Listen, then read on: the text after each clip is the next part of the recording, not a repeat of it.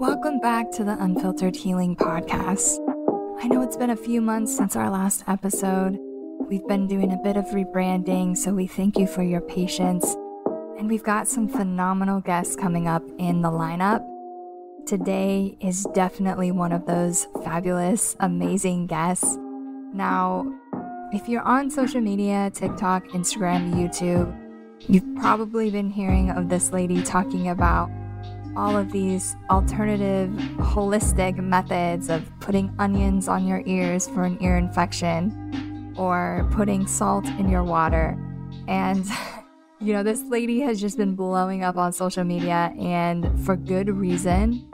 She is such a gem and someone that I truly respect in the alternative health field. And so many people have just been sharing so much of her videos. So God totally set this up for us to be able to do an interview with Barbara O'Neill this past week. And we had so much fun just talking about all of the simple yet powerful things that we need to hear on a consistent basis that help us to heal and help our body's ability to heal. And that's something that she's devoted really her life to. You'll hear a little bit in this podcast episode just about kind of her journey and her story, and how she left Australia and now she speaks all over the world. That was just an opportunity that came out of adversity, but now millions of people get to experience her teaching. So I hope it encourages people that, she's not some big doctor or something, but her voice is powerful and it's impacting so many people to try and take a hold of their health. So if you haven't jumped on the Barbara O'Neill bandwagon, you don't know who she is. Barbara and her husband, Michael, they've been running a retreat center in Australia called Misty Mountain Health for 25 years before they left Australia. And Barbara is trained as a nurse, and after raising 6 children, she studied naturopathy and nutrition. And for the last 3 years, she has been traveling the world lecturing on the body's inbuilt ability to heal itself and the requirements to aid the body in this process. So I know you're going to love her. Millions of people already love her teaching because she just brings realness and simplicity to complex subjects. So, we don't get paid for doing these podcasts, and they're a lot of work to organize these things and put them together. So all that we ask is that you would share this, let somebody know what you heard, what you learned, share it, leave a review for us. And, the only way people get access to this information is through podcasts, and that's why we do this. We do this so people are empowered, people get information that they're probably not hearing otherwise. So utilize it, teach what you know, and we hope you enjoy this episode, and just know that you have the power to control how your life plans out, how your health is. Not a doctor, not a person, but you hold that within you. So I hope you enjoy this episode.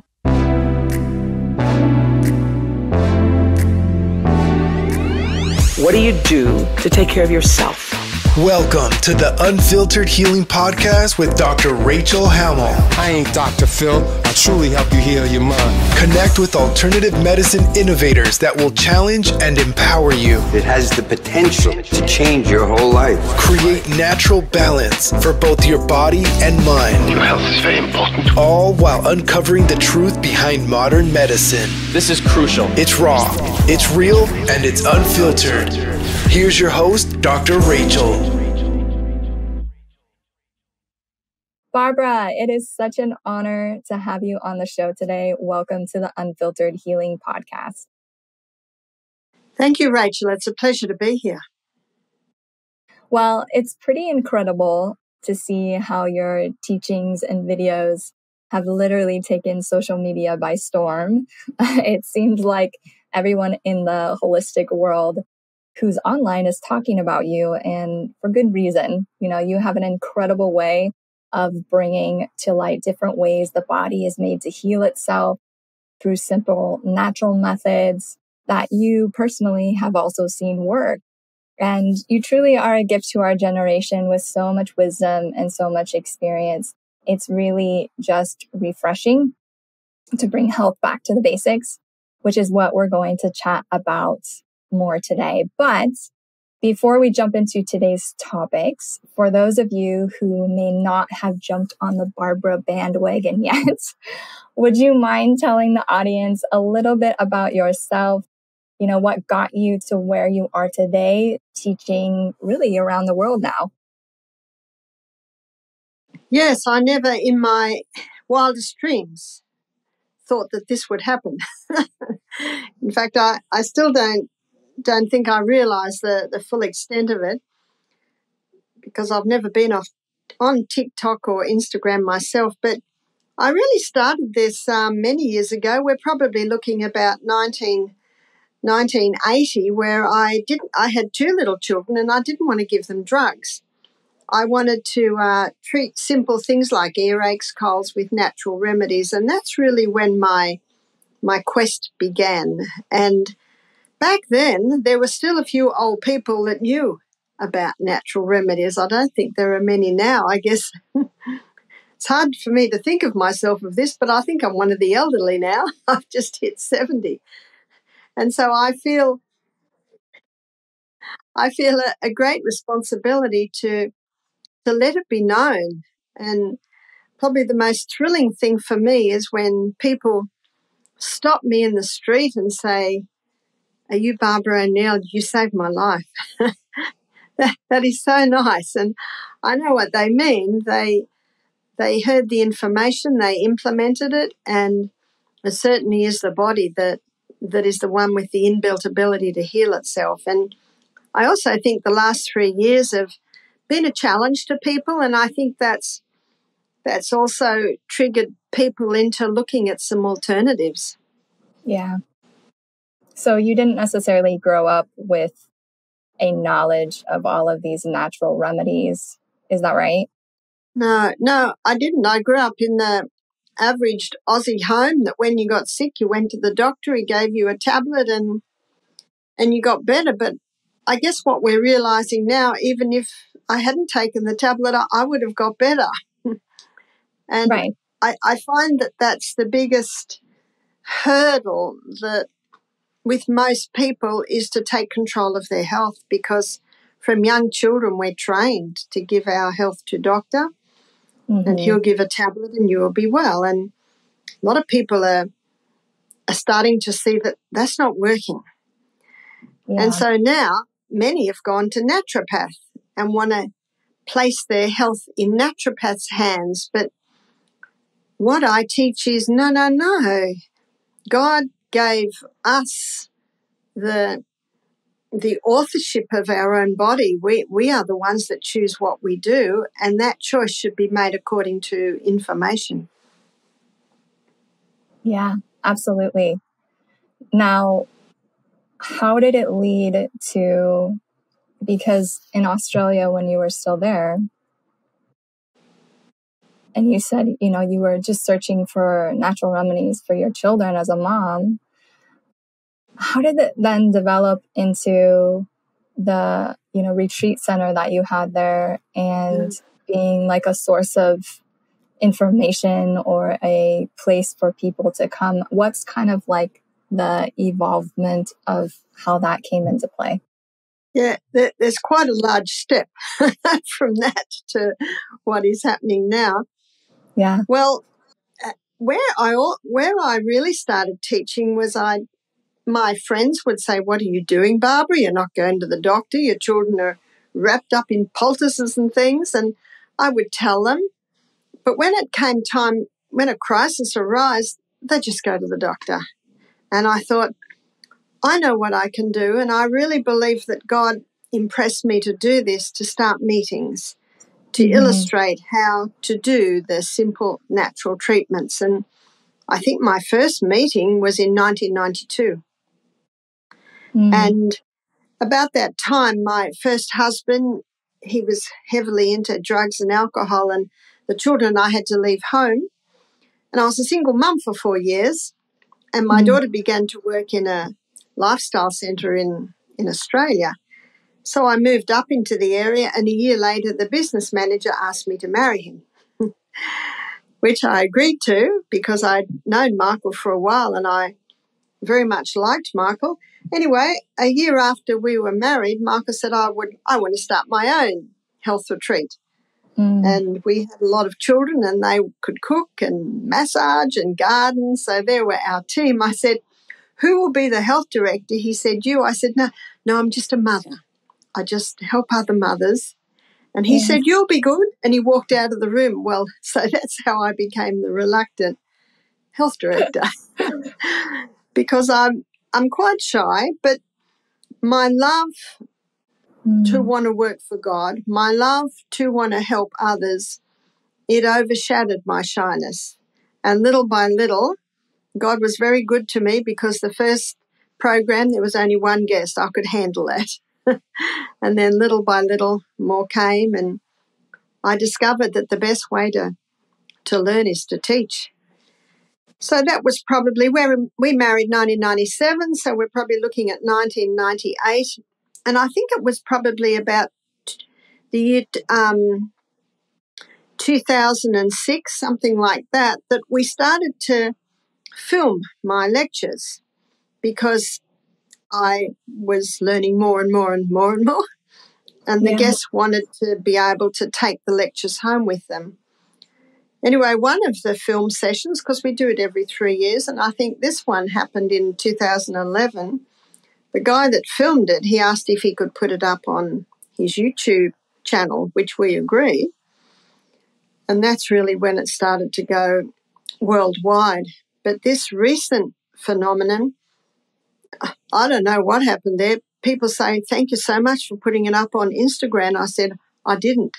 I don't know who puts it up there. I think people see it, like it, and share it. That's all I can think that happens because I can't explain it any other way. And other than I know that God's desire above all things is that we each have health and prosper. Yeah. And, I think that he's the one that certainly opened the doors. So Australia closed their doors to me, but that very closing of the doors to me in Australia really catapulted me overseas. Yeah. Yeah. And now when you were, kind of thrown into the midst of this and things started to develop and grow, was it mostly just before the videos and whatnot? Was it mostly just locally Australian people that would come to your retreats, or were there people that were hearing from other locations?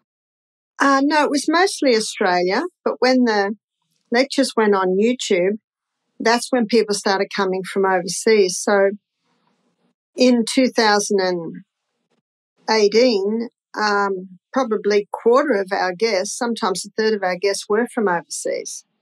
But when the country was shut down, that of course ceased all that. Yeah. And how did your children respond to growing up in that environment? Or, do they say things to you now as far as what has happened? And how was that raising all of those children and doing a health center? Well, I guess by the time Michael and I married and we started the health center, I think half of my children were working. Well, actually, the two eldest were working, but the 17-year-old was our massage therapist. The 15-year-old was our cook. She's always loved cooking. And the boys were the gardeners. But as, of course, time went on, they eased off and started to work away and got married, as they do. And, it was sort of just a slow progression of little by little, some going, and then we would employ more staff. But today, most of the children are married and raising their own children. Michael and I have 23 grandchildren. So that gives an indication of what the children are doing today. You have an army. Yeah. You have the O'Neill army. But I also know that when I look at my children and their children, if they get sick, they just do everything that they were brought up with. It's sort of like second nature to them. Right. Yeah, that's how it should be. really, learning and implementing those things. It's so beautiful and so great to hear, families that are doing that, because I think there's more and more that are wanting to do that. They just don't know how.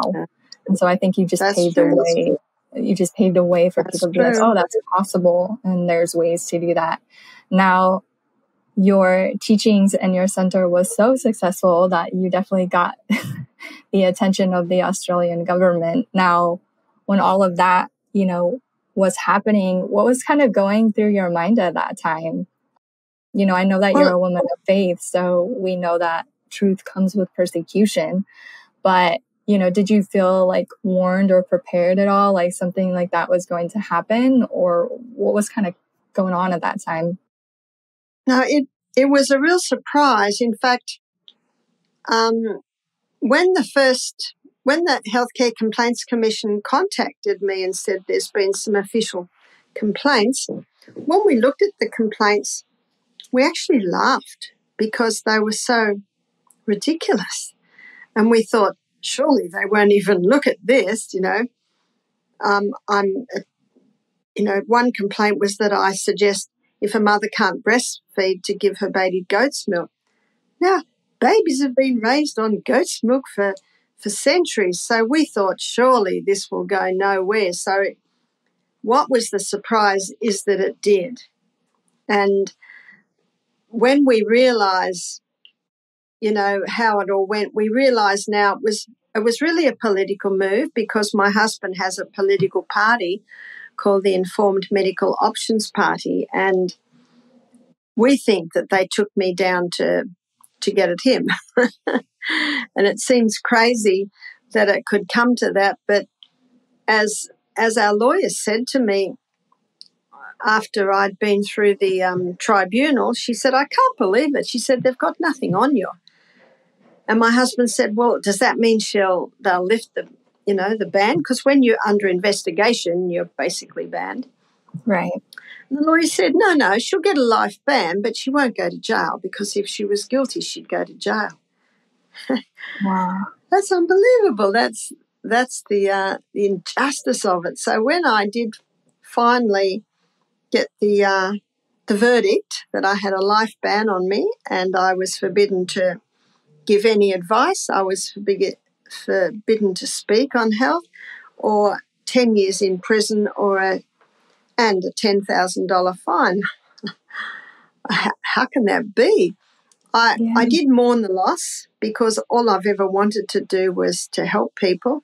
Right. But, after about 10 minutes of having a bit of a cry, I thought, okay, I wonder what God's got in store for me now, because I know that anything that happens, God has allowed it to happen.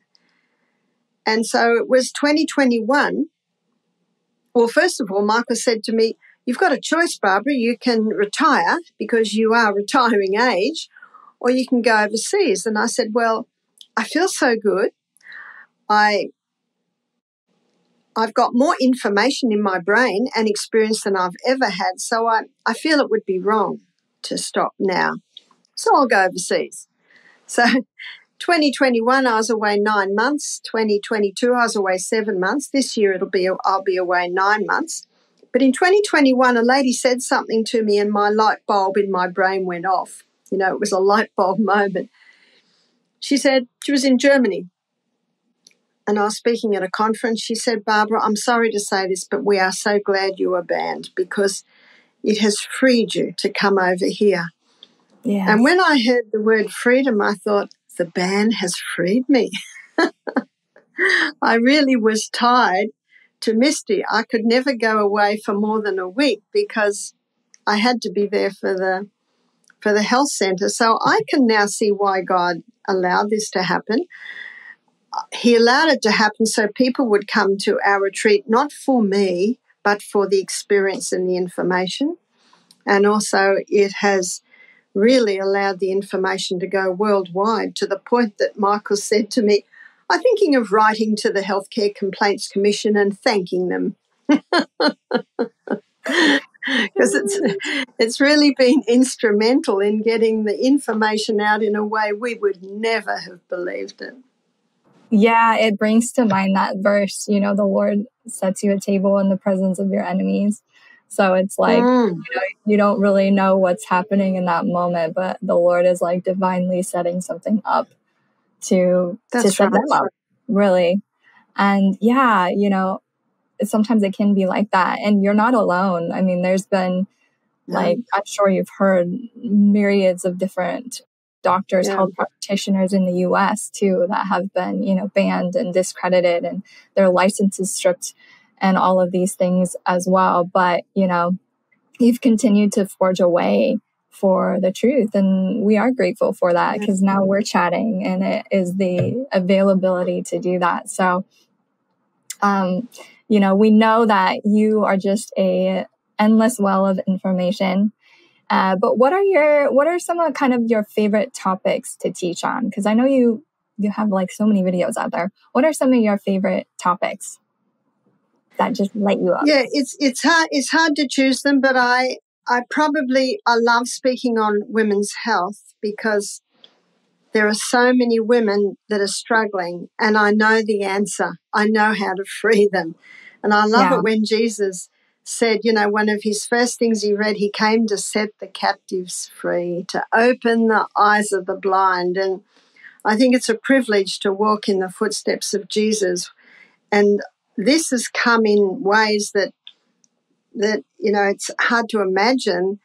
And as I spoke this morning, I said in the seminar I'm given, I said, the Anna's Wild Yam cream is a cream that can free women, but a certain person on the internet has spoken about it so much that it says there's a worldwide shortage of it at the moment. And everyone laughed. But it's just an indication of how many people are struggling with this issue. So women's health and certainly children's health, because if we can get the children healthy, that's tomorrow's leaders. And gut health. I love gut health. In fact, yesterday I spent 3 hours taking the students through the gastrointestinal tract, starting at the mouth and ending at the other end. And that is a fascinating journey. And when that's working well, we get our nutrients. And when we get our nutrients, our cells run better.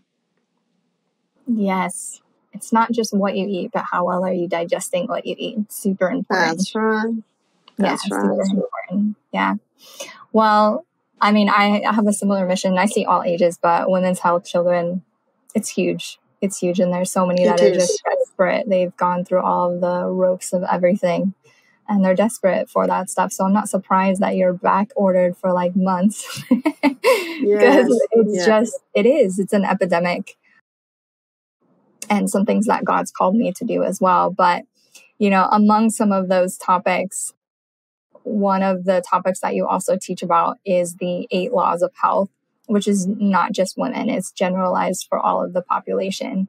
And, I'd love to talk about all those other topics as well, but we don't have tons of time today. So in the time that we do have, if you could dig in a little bit to, these real basic principles, but they're very powerful principles that can help open up many different facets for many people. Many people are looking for the next big thing in healthcare. And really, it's back to the basics that really gets us free. That's right. That's right. If everyone's looking for a wonder cure, and that's the way we've been trained, and there is really only one wonder cure, and that's the human body when it's given the right conditions. And those basic laws are the conditions. They're the conditioned. And I recently was encouraged to put my own acronym on it, which my romantic daughter Jessica and I brainstormed one afternoon, and we came up with Sustain Me, because acronyms help you to remember it. Yes. So the first S is sunshine, and the sunshine's not the enemy in the sky. In fact, the sunshine is the doctor in the sky. We just got to not overdo it. And, vitamin D, that's how we get our vitamin D. And there are 2,500 receptor sites on the DNA for vitamin D. In other words, every single cell in the body needs that one. And it's how we get our minerals into our cells is the vitamin D. So the sunshine, and also our brain needs sunshine, and it gets through our eyes. So, there's a whole area there. The U in sustain me is use of water. And the reason I've used use of water, because there's a time to drink water and there's a time not to drink water. And the time not to, of course, is not to water down your hydrochloric acid when you're eating. Please sit to the table well hydrated. So little by little, just like God sends the rain, he sends it little by little. So please, no tornadoes going into the body like 16 ounces all at once. Not long then till 16 ounces has to come out. So little by little by little. And one of the things that's really gone berserk, pardon? I said I've used that one a lot because people think that like it's filling too, so they drink water so they don't have to eat as much food. And I'm like, no, you're doing it all wrong. So that's a big one as well. Yeah, that is true. But to get the water into the cell, we need to have that little bit of Celtic salt. And apparently a certain person is talking about that to the point there's a worldwide shortage on that too. And I think it's become popular because it's such a cute little thing you can do, a little crystal of salt before each glass of water. But going to the cellular level, those 3 magnesiums in the Celtic salt pull the water inside the cell, which is such a effective way to help hydrate the body. And use of water also means outside, of course. Wash the body every day and use the cold shower at the end of your hot to boost your immune system. Can we go back for a moment about Sure. the hydration portion? So talk a little bit about how if you don't have the minerals and you don't have the structure of the water, how people can still be dehydrated. Well, the comment I made, 16 ounces in, soon there's going to be 16 ounces come out, and the cells couldn't access that water. Mm-hmm. And it's like when you water a dry plant, it all runs out the bottom. Mm-hmm. Yeah. And the way to do it is little by little as God sends the rain. But our cells are bathed in a fluid, and that fluid is actually seawater. Babies swim in seawater. So the minerals are very important because the minerals help to get the liquid inside the cell. And so we should be deficient in minerals. Oh yeah. And one of the reasons they're deficient in minerals is because a lot of foods are deficient now. In his fascinating book, The Calcium Lie, Dr. Robert Thompson, he shows that 50 years ago there was twice as many minerals in the soil as there are today. That's why organic food is important. Mm-hmm. And the Celtic salt, of course, that helps to up your minerals. Minerals literally glues us together, so the minerals are vital. Many people today are suffering from osteoporosis. Bones are breaking down because of lack of minerals, but it's not just lack of minerals in the diet, it's taking stimulants that leach the minerals. So there's your caffeines, your refined sugars, your alcohols, many drugs. So they leach the minerals out of us. Pardon? We've got a bunch of dopamine fiends. Oh, yeah.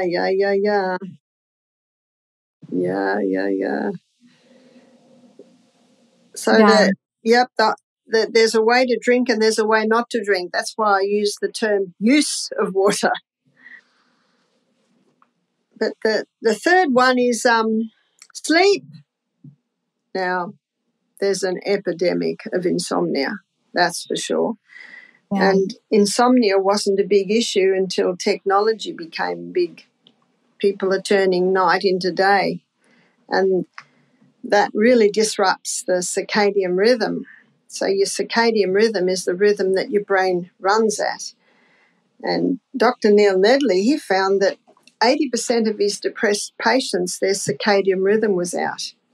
And he found something very interesting, that when our eyes experience the first hour of light in a day, that resets the circadian rhythm. Mm-hmm. That's why the only way you can get the first hour of light in the day is to go to bed early. and to get to bed early, the technology has to be switched off. So, it's going back. Today we've got to prepare for tomorrow. Today we've got to eat most of our food breakfast and lunch, because it's very hard to sleep when you've got a stomach that's got a huge amount of food in it. So it's sort of going back, and preparing. So yeah, I think most people eat a lot of food at night, Yeah. They're too busy in the morning. That's right. That's right. In the city life too. Too busy in the morning, skip breakfast, start with a coffee, go to work, go with the kids, do whatever. Yeah. You might have a bar for lunch or something else. And then it's like this huge meal at dinner. Yeah. And maybe they forgot to drink their water all day because they were so busy. So then drink that water at the end of the day. So it's so backwards. That's absolutely right. And, to lose weight, you got to prevent hunger. And to prevent hunger, you've got to eat a nice sized breakfast, a nice sized lunch. Then you won't have that evening appetite. And what some people do is they'll do a bit of prep on the weekend. They'll do a bit of cooking and freeze little bits. And I say to people, think about it the night before. What are you going to eat tomorrow? Do I have to put some beans on to soak? Do I have to put some millet in a crock pot overnight or a slow cooker? So it's just a little bit of prep. It doesn't take long, but that little bit of prep can make a huge difference. How do you feel about intermittent fasting? I think the intermittent fasting is excellent. They call it time-restricted eating now, which is eating twice in a 24-hour period, 6 hours apart. And we have found that is the best way. In fact, we do that at our health retreat. We have a breakfast at 7:30, and then we serve our guests a main meal at 1:30. And at night, we just serve a thin soup at night. And we find the diabetics go well on that.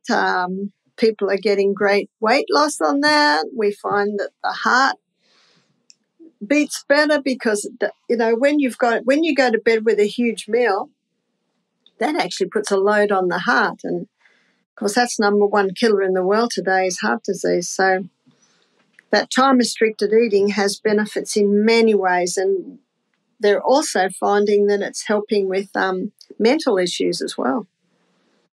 Yeah, I mean, I've done lots of research on fasting, and personally and physically, but I think the time restricted is a really important way to view it, because individuals typically with intermittent fasting, and they can get great results, they can feel so much energy, but typically they're fasting through breakfast and eating at 1 or 2 p.m. in the afternoon. And so, they still feel great, but they're kind of missing that window. So I think it can be more beneficial to view it in that way of just restricting and kind of almost flipping in a sense. It is flipping it. One girl I was talking to tried it, and she said, I'm fainting by 10 o'clock.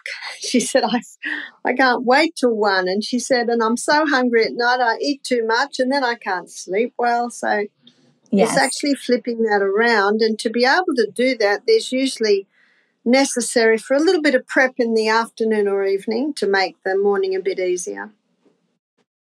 Yeah, that's key. I love that. And it's also better for hormone regulation too, to not. It is. It's and in insulin utilization, it certainly helps with that as well. Yeah, amazing. Okay, so I don't remember what point we were on, but we're up to sleep. We're up to sleep. So, we find that a lot of people are struggling with this one. So we advocate, look well to your bedroom. Get the technology out. Sleep in natural fibre. Mm-hmm. So my daughter just bought me the most beautiful linen nightie. I look like I'm out of the Little House on the Prairie in it. but it is so beautiful to sleep in, you know. Linen sheets, cotton blankets, you know. I'm in the Hyatt. I'm in a hotel at the moment, and I was so happy to see a thin feather quilt and a cotton blanket. Yes, those polyester blankets, people don't realise it, that they do cause a bit of electricity, and that they actually have a negative charge, and opposites attract. So that negative charge attracts even more chemicals onto it, because chemicals have the positive charge. So, you know, get those fabrics that have been created in a chemical laboratory away from the body. That's your polyester, nylons, and acrylics. See, one lady said to me, my little girl, you know, she's we organic, and yet she's developing very early. I said, have a look at the clothes she's wearing. And she said, oh dear, I never thought of that. You know, that her pajamas, especially the underwear. See, men have cotton underpants, cotton undershirts, cotton shirts, cotton jeans. Whereas the ladies with the pretty things, the ladies that don't want to iron, that polyester you don't have to iron. Well, you go over to viscose and rayon, which are made out of wood pulp, you know, you really don't have to iron those either. Yes. It was tough, but I'm slowly transitioning all of my wardrobes to cotton. I mean, I've done the intimate part for a while now. I knew that. But, you know, it's hard, especially like workout clothes, and, you know, none of those are made of cotton, and you sweat in those. No. And so more of that sweat is getting more of those chemicals into your body. So, I mean, it does take a commitment for sure, but you can slowly transition those clothes and sheets and stuff out. And it's a huge benefit, you know, once the people transition, and again, it's mostly the ladies. Yeah. And, of course, silk underwear and silk nighties are wonderful if you can afford them. But a great option is bamboo. The brand name Booty, Boody, they have a great range of exercise clothes, and it looks like polyester, but when you wear it, it's not sticky, it breathes. The viscose is bamboo. Yeah, I think the one that I found is called Pact, P-A-C-T, and they use like all organic cotton as well too. So they have several workout clothes and stuff as well. But I'll look into the one that you mentioned, because I have some bamboo stuff as well. Yeah. Well, it's about 5% elastine, and we've got to have a bit of elastine so it's not all baggy. Yeah. Doesn't look like a bag. So it's actually making your bedroom conducive to a good night's sleep, you know, natural fibre in the bedding, the technology out of the room, and also just looking at what you're looking at in the last hour before you go to bed. If it's a movie that's violent or busy, you know, or a game or whatever, you've really got to slow your body and your brain down in that last hour and a half before you go to bed. Yes. So all of this makes a big difference, and if you eat at night, ideally a bowl of soup or a smoothie, something very light. And this all helps. Now, one of the reasons people can't sleep is because of the chat room. And I've got this chat room where I'm going to solve every single problem in the whole world. So it's getting out of that chat room. It's getting out of the chat room. And, you know, the old saying is count sheep jumping over fence, you know, count from 100 backwards.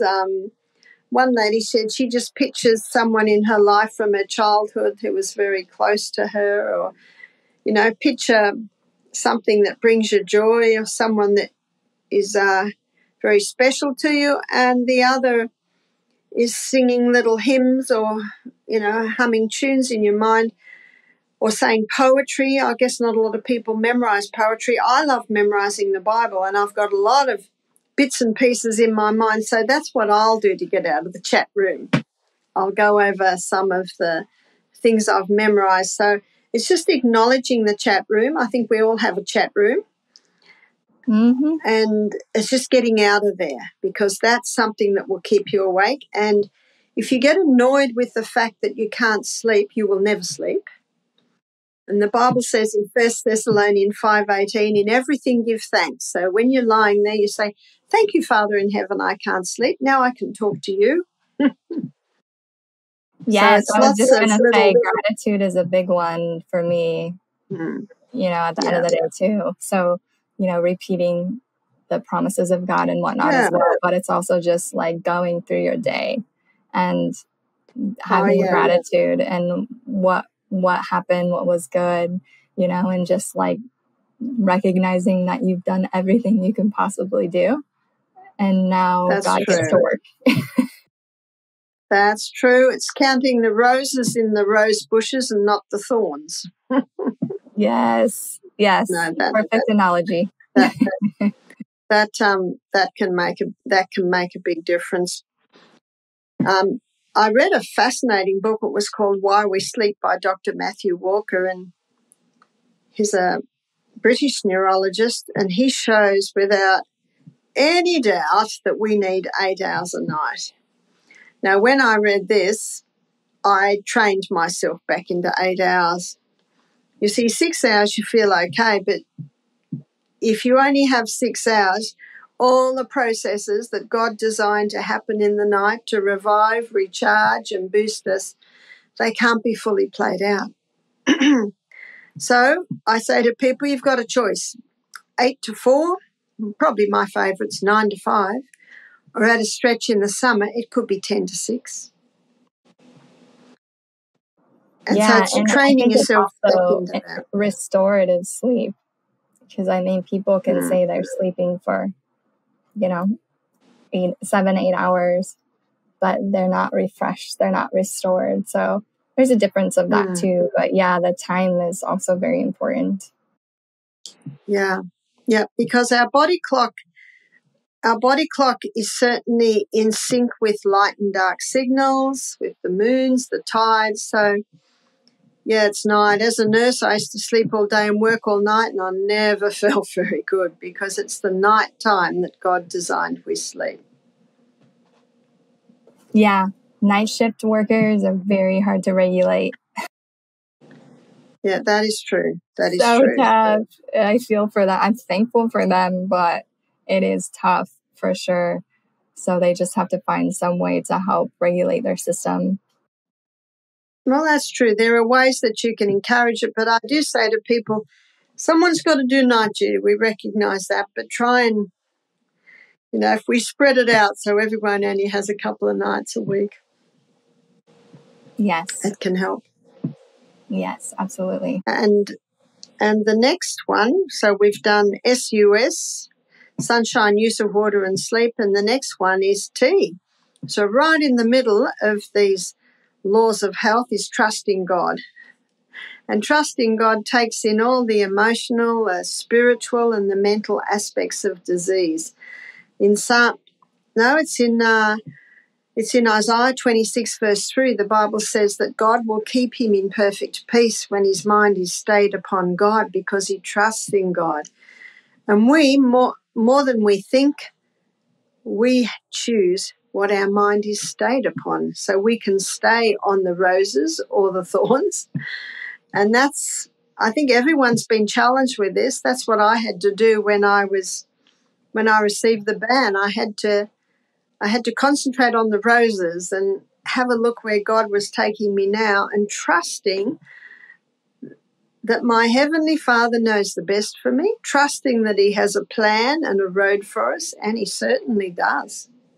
Yes. In fact, the Bible says that he'll give us perfect peace when we trust him. So it's a choice. So trusting in God, trusting that he gave us a body that can heal, a mind that can heal. The next law is abstain. There are some things that must stop if you are looking for optimum performance out of the body. And so the stimulants must cease, because that stimulating effect they give, it's not from the food we eat, it's from our adrenal glands. It's one of the number one causes of adrenal exhaustion is people living on the stimulants. To have a cup of coffee to give you energy is like taking out a loan to pay off your loan. You know, there's a deficit there. Eventually, there's a deficit. Eventually, the body says, I got nothing left. The bank account's empty. Yeah. And we should have energy. Yeah, I was just going to say, and it's so interesting, like now there's all of these companies and products that come out with like coffee with all of these adaptogenic properties in it to try and negate the effects of the coffee. And I'm like, well, it may be better to not spike some things, but you're still, relying on that to get something accomplished. So I don't know how you feel about those, but there's lots of those now on the market. Oh, yes. Oh, yeah. They're trying everything. One young man said to me, I've just found something more effective than coffee to get me going in the morning. I said, what's that? He said, I finished my hot shower with cold. Yes. Mm-hmm. Is that wakes you up? It does. Yeah. Cold showers, cold plunging. It definitely gets you going. Yeah.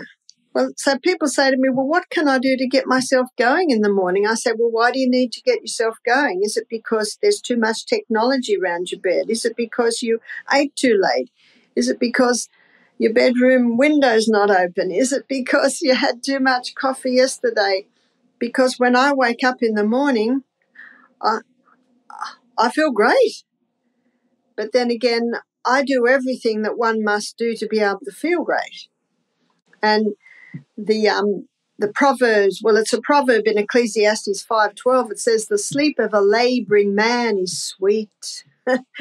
So when we're physically exhausted, we sleep very well and we're revived. Many people today, because they don't exercise, they don't get physically tired and so they don't sleep that well. And so they wake in the morning and they reach for something that'll give them a lift. But it's such a deception, the lift that it gives. It's not a true lift. And the Australian Health Department, they said this, 20 years ago now, that there's no safe dose of alcohol. Yes. Mm-hmm. And it's a neurotoxin, kills the brain cells, as does mercury. So the mercury fillings in the teeth, and many fish today have mercury. So chemicals, we've got to get the chemicals out of our lives, out of our clothes, out of our washing detergents. We are awash with chemicals. Yeah, so these are some of the things that have to be eliminated to be able to get optimum performance out of the body. And the next one is I, which is inhale. In Genesis 2, verse 7, the Bible says that God formed man from the dust of the ground and breathed into his nostrils the breath of life. He became a living soul. Look at that, not into his mouth. Mouth is for talking and singing and whistling and eating, but nose is for breathing.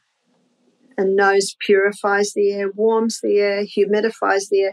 Mouth does not do that. So it's time to very politely close our mouths. That's another reason why people don't sleep well too, is they are mouth breathers. That's right. Yeah. That's right. They're mouth breathers. And so there's a simple little thing that one can do to encourage nose breathing, and that is to tape their mouth up. Yep. Now, they don't have to put the tape over like this, but just a little bit from underneath the nose to the chin. And so you don't get alarmed in the middle of the night, you can wear it for an hour every day for a week. Then a pathway will be made in your brain that there's a little bit of tape there, and then you try sleeping with it overnight. In fact, snoring, sleep apnea, all of those nighttime problems would just about disappear if people would start nose breathing. Yeah, I agree. And of course, nose breathing means we've got more oxygen at the cellular level, and more oxygen at the cellular level means more energy coming out of that cell.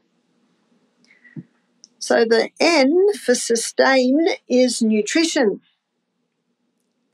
And many people today overloading themselves on the carbs, missing out on the fibres, the proteins and the good fats. And they're the three essential food groups: fibre, because it slowly releases the glucose and contains a lot of concentration of the minerals; protein, because our cells are built up from amino acids, which is from the protein we eat. As a plant-based lady, my proteins come from beans, legumes, and nuts and seeds. In fact, after every meal, I always have 8 to 10 nuts, and that's a very delightful thing to do. That's my dessert, is some nuts. Nuts are a great source of... What are your favorite nuts? Well, this morning I had almonds, and at lunchtime today I had pecans, or you call them pecans. I certainly love macadamias, but they're a bit expensive outside Australia. And cashews are another nice one. I guess I like them all. It is hard to pick, yes. Yeah, it is hard to pick. And the walnuts for the brain function. So nutrition, many people that are so quick and so fast, they reach for the fast food, and that results in a high carbohydrate diet. And a high carbohydrate diet is often deficient in the essentials: fibre, protein and fat. It's fibre, protein and fat, especially the protein in the fat, that gives the feeling of satiation or satisfaction, which means you don't need to eat. You can actually go to the time-restricted eating because you're not hungry, because you're having, generous amounts of protein and good fats. Our brain's the fattiest organ in the body. This fat phobia that has overtaken the planet for the last 40 years, it's unsustainable because it's not nutritionally sound. Historically, people have always eaten some sort of fat.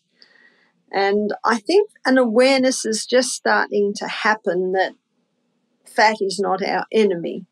Now, there are dangerous fats, and they are the altered fats. There's your margarines, that's your heated oils, your heat-extracted oils. They are your altered fats that can be damaging to the body. Yep. It's a very concentrated food.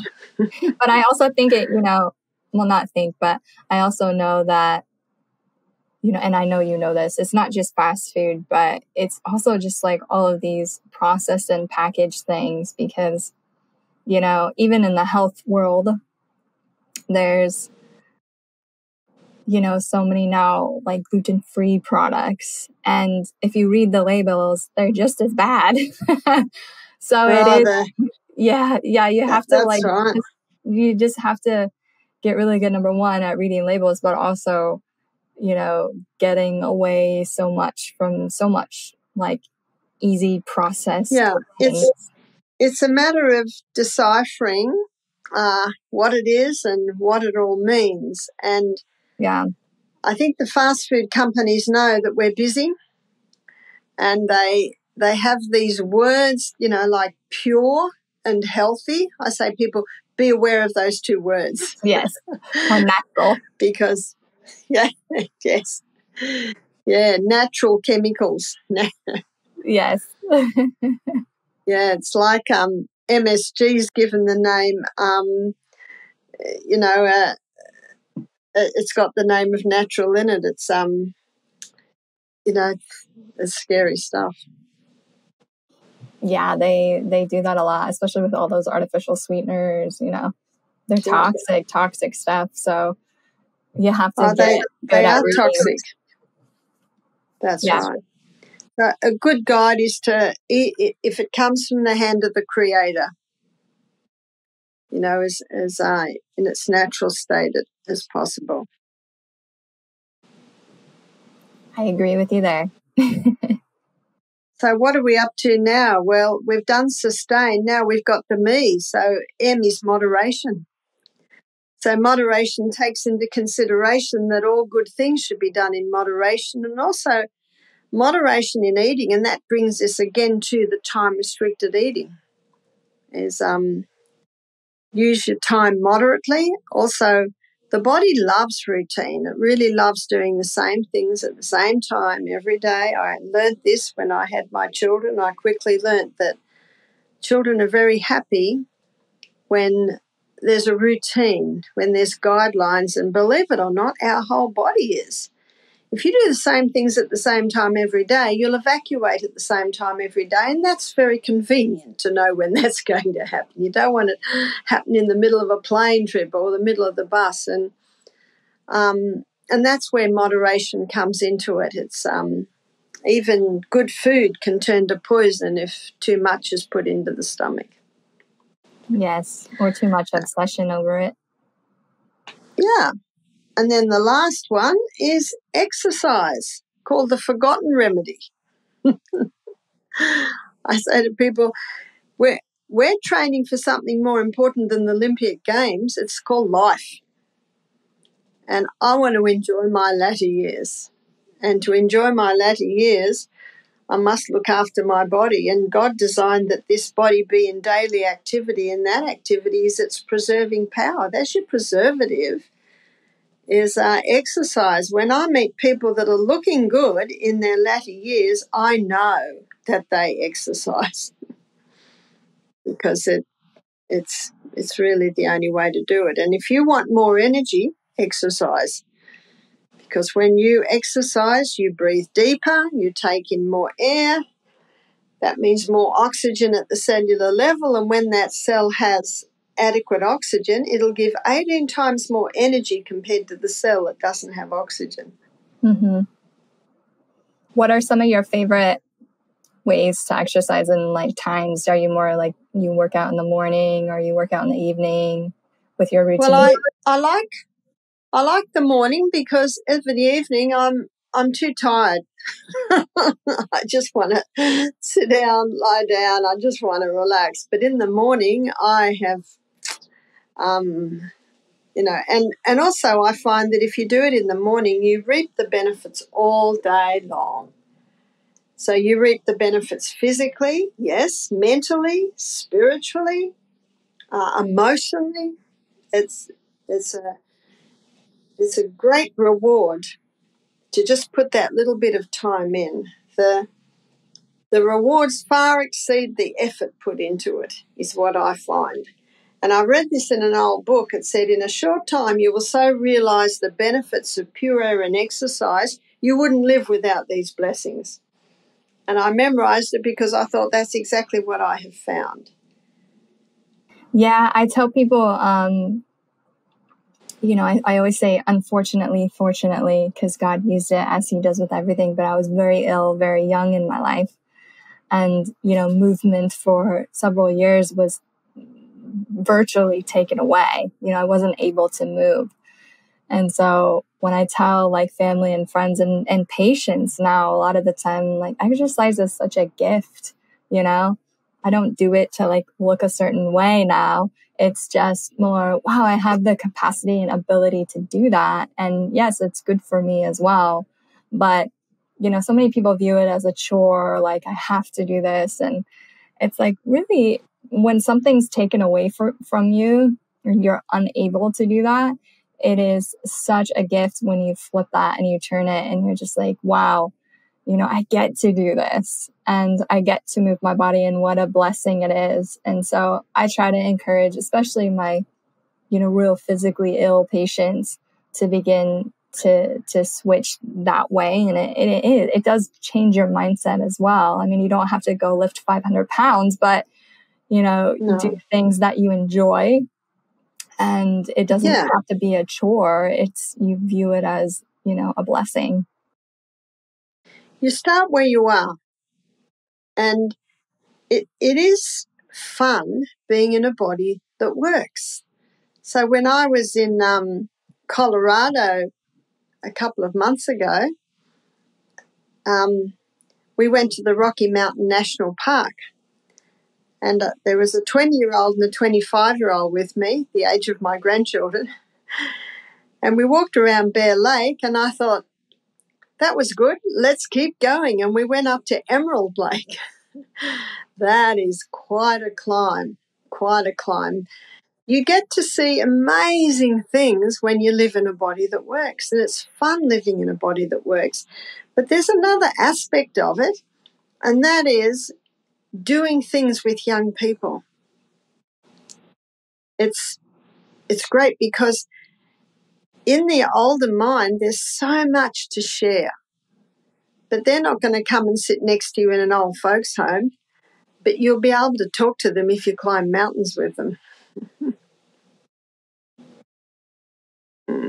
And also not neglecting those early years, because I think there's also so much of that mindset, which is starting to shift.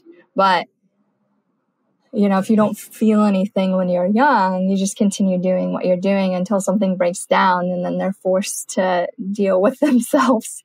I'm like, well, why don't we just not get there and begin teaching them like you've done with your family of, this is a lifestyle, this is a thing, and it's not, this is what happens when you're older, and this is what you focus on when you're older. It's no, you want to not be restricted of what you can do forever. So I love that. That's right. I remember I was pushing my little granddaughter around in the stroller waiting for my daughter to come out of work. We went to a park and we saw a skateboard track. Oh, I just love going to the skateboard tracks. They are so clever. And I just sat there watching and smiling. Do you know, one by one, they came and sat near me. They started to talk to me. And I just say, wow, how long have you been doing this? Oh, I love it. And I tell you what, they all started to do it in front of me. These are young kids. These are kids in their early teens, their adolescents. And I come to the conclusion we need more grey-haired people in the skateboard tracks. Amen. Yeah, everywhere. We need your wisdom. We need your... Oh, yeah, there's so much you can do. And, it's a pity. Let's get them out of the aged care facilities and over to the skateboard tracks. But to be able to do that, we've got to give, I don't know about you, but I don't want to end up there, and yet many do. But if we live the way they lived, we will be there. We've got to start exercising now, start eating well now, start, and the mind, learning new things, every day learning new things. And the more you exercise, the clearer the mind comes. So these sustain me principles, it's almost as if they all feed each other. They're all linked in a way that you almost can't separate them. Yeah, you know what? A couple of my patients told me that, are in the Medicare range.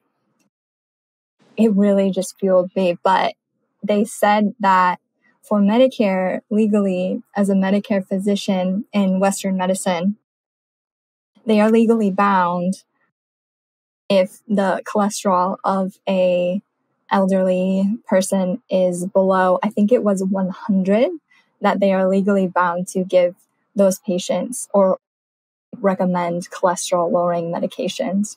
So I was just like, what? This is infuriating, because we know, as you said prior, and I know through research and all this stuff, that fat is so vital. And so a lot of our elderly as well are just blindly taking things that their doctor legally is required to do.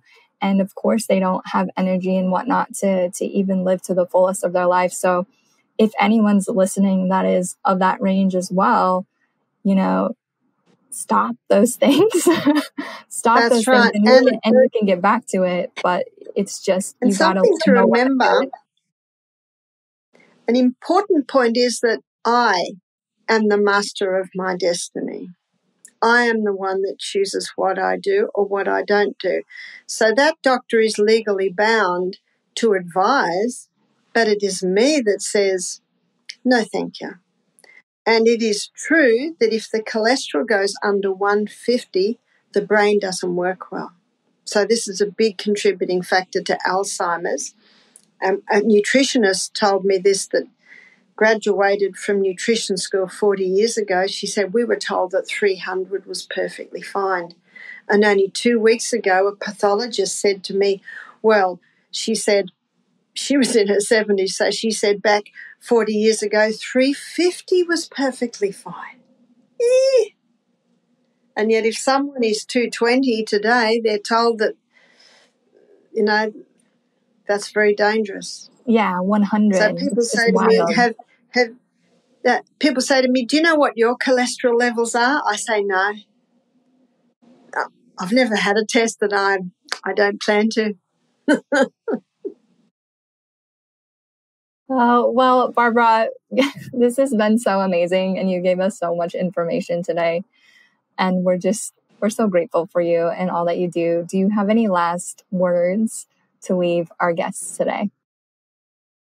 I do. My last word is a little bit similar to what I was just saying, that God's government is a government of freedom, and freedom is based on free choice.